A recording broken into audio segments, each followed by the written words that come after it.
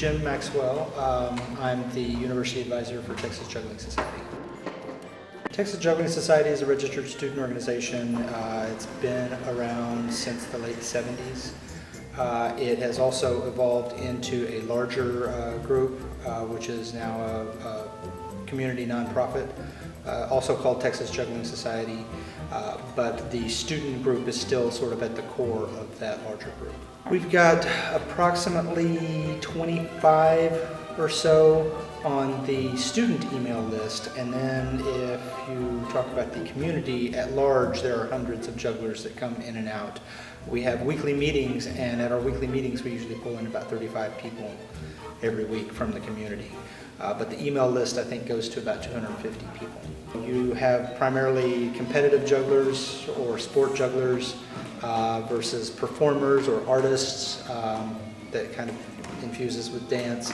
And then you have sort of the hobbyist jugglers like myself, and most of the people at a weekly juggling meeting are going to be at the hobbyist level. I'm Brianna Tucker. I started juggling about a year ago.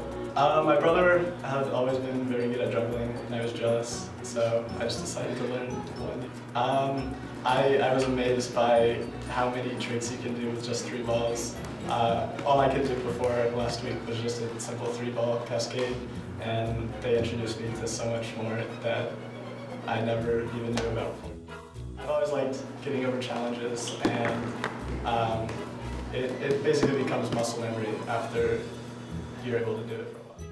You know, there are some studies that show that learning to juggle actually generates gray matter. It creates new neural pathways that weren't there, and it grows your brain.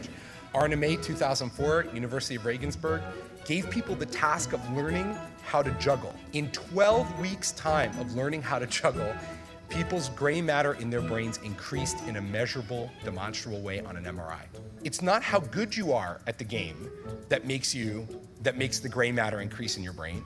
It's the mere act of playing it, attempting to learn it, that causes the gray matter in your brain to increase. It turns out that actually games change us physically. For me personally, I mean, it's a good diversion, a good distraction, but at the same time, it is a way to focus, to be able to multitask many different things and yet be able to keep your focus, because ultimately that's what juggling is. You're juggling different objects, but you're keeping them within a singular focus. And so that sort of lends itself in everyday life to being able to do different things and yet keep that singularity and focus in day-to-day chores.